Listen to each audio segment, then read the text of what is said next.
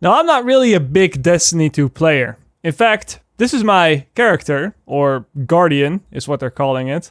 This is my Guardian, the Keeper of the Light, the one who defeated Gaul, with my only weakness being getting my feet wet. Yeah, it's safe to say that I'm not a big Destiny 2 player. I played the game at launch and then never looked at it again when I didn't really think too much of it. I think the game looks pretty good, but other than that, I didn't really think much of the gameplay. So it's a little bit weird that I find myself talking about Destiny 2 and more particularly Bungie.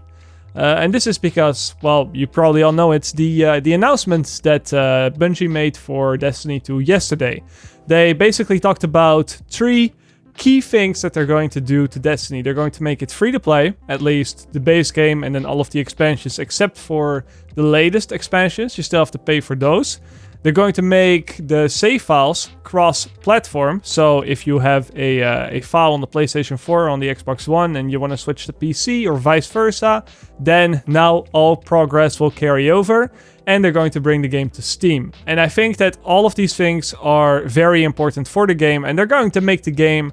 I think the game's going to blow up. I think the game's going to double in player size, maybe triple in player size. This is huge, and I wanted to take this video to talk about why I think that this is so important, and where I think that the industry is going next with Bungie making this move. Because this is no doubt the result of the Bungie and Activision split up. Back when it happened, back when they split up like a couple months ago, I didn't think too much of it. Back at that time when it happened, I thought it was very much a EA and BioWare situation where everybody loves Bungie and everybody loves BioWare and everybody hates Activision and EA. And of course, with Destiny 2 not being as great at launch, I think it was very easy to point the fingers at Activision, just like many players pointed the fingers at EA. But I was thinking, maybe it's also partly Bungie's fault that the game wasn't 100% as players wanted. Just like it was also BioWare's fault and not as much EA's fault that Anthem wasn't too great. So yeah, back then I kind of wanted to back off from cheering like, hey, this is something really, really good, and just wait it out. Because we don't actually know if it was all Activision's fault that Destiny 2 turned out the way that it did at launch. But with this split, it has allowed Bungie to now do all of these awesome things like putting the game on Steam, making it free to play, having cross-platform saves. It allowed Bungie to do that, and this is no doubt going to push the game further. It's going to make the game a lot bigger, and it might even change the industry a bit for these looter-shooter type games or these live service games in general. Now, the big thing is going to be free-to-play. Free-to-play is going to cause a whole bunch of people to try out the game that would have never even played Destiny in the first place. This is not because the game is too expensive or any of that. It's just because it's so much easier to try out a game when it's free than if you have to pay for it. I see it everywhere. Even if games are super, super cheap, it's $5. Maybe on sale, people are like, yeah, I don't know. But then if it's free to play, they're like, all right, I'll give it a try. Even my brother, he bought a laptop a couple months ago. And he recently, just a couple days ago, he came to me like, hey, I just want to play some games casually. I'm not big into games, but I just want to have something to do here and there when I have some free time. Is there any game you can recommend to me? I'm like, all right, what do you want? Well, he wants multiplayer, but a little bit of single player is also cool. But yeah, it has to be free to play. He doesn't want to pay for games. And if you want free to play games, then a lot of the good paid games, they fall off right away. People don't try them, people don't even want to look at them. It's just the way that it works. Even if a game on your phone is like $2, you're like, nah, fuck that, I'm not paying for a mobile game. But then if it's free, suddenly everybody picks it up and it gets a whole lot of traction. And I think that that's what we're going to see for Destiny 2 here. So much players are just going to download this game. Players that might not even like Destiny, players that might not even like the setting. They're like, all right, it's free, I might as well download it. And combining the fact that it's coming to Steam now as well, where everybody is going to be able to pick it up for free, is going to be a big deal in that as well. So yeah, I really think we're going to see this game blow up right after it becomes free to play permanently.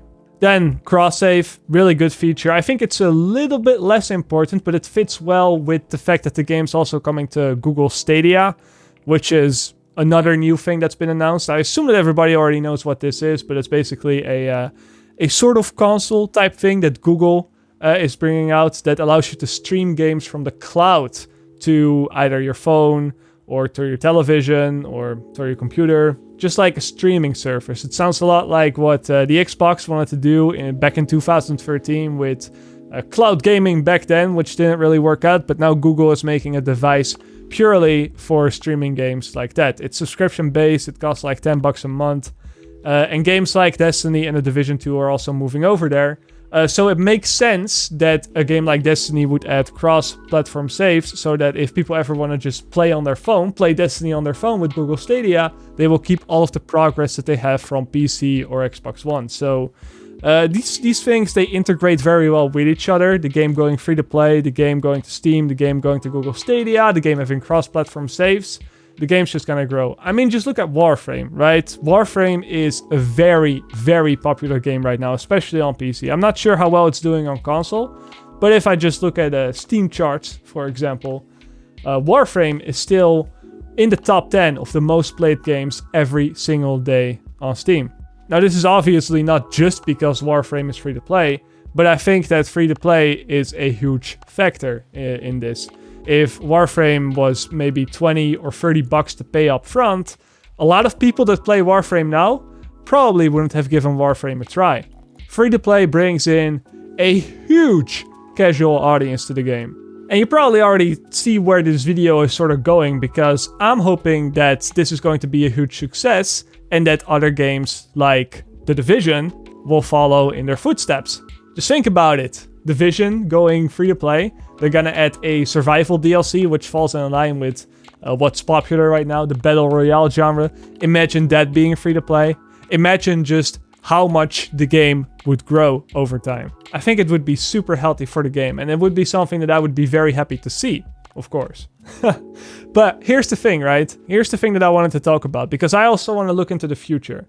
What I really want to know, the question that I want to ask is, what's going to happen to the future of Destiny 2, or Destiny as a franchise now? Are we going to see a Destiny 3 at all?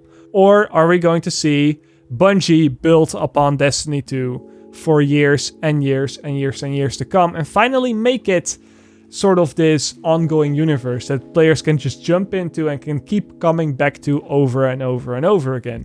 Because personally, that's something that I would really hope to see for these type of games. When in Division 1, yes, we're going all the way back to the Division 1, but when the Division 1 was announced, I was hoping that it would follow that sort of same model, that we wouldn't get a Division 2, that we wouldn't get a Division 3, because I'm sure they're already working on a Division 3. Now, I was just hoping that it was just going to be one thing that they would add to over the years to come. Obviously, that didn't happen because we got a Division 2, and I think that, I don't know, I feel like that some of the magic was lost when Division 2 launched.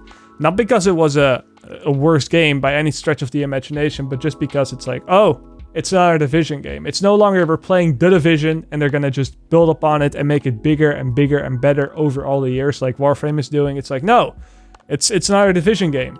And in a few years, we'll get another Division game and then another Division game. And the same is kind of going for Destiny, which is something that I'm just not too much a fan of. It's been part of the reason on why I'm thinking different about The Division now than I did a few years ago. A few years ago, I was like, you know, it might be rough now, but this is eventually gonna be the best game ever. And that's also why I made all those videos. I think this should be changed about The Division. I think they should do this to The Division, and this, and this, and this.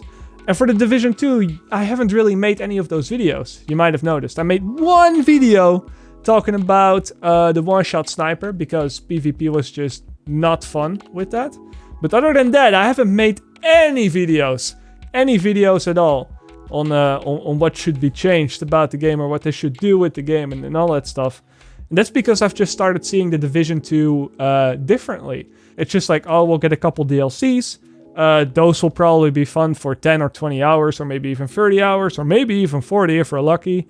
And that's it, you know, and then we'll get a Division 3, and if the Division 2 isn't perfect right now, then they'll get it right with the Division 3, or with the Division 4, or with the Division 5. It's not going to be something that they'll build on forever, it's just another product cycle, right? So I've kind of stopped caring about it in that sense. I'm like, all right, they'll fix it later, and if they don't, it's also not the end of the world, because There'll probably be one day where they get it right. In a few years, we're not even talking about the Division 2 anymore. We're talking about the Division 3 or the Division 4. You know what I mean?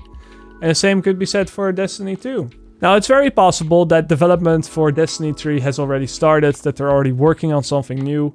And the same is possibly true for the Division 3. It's very possible that they've already started concepting and working on the setting for the Division 3 over at Massive Studios right now. It's maybe a little bit too late right now to shift that, but instead of a Destiny 3 or a Division 3, what I would like to see is them just re-releasing Destiny or re-releasing the Division.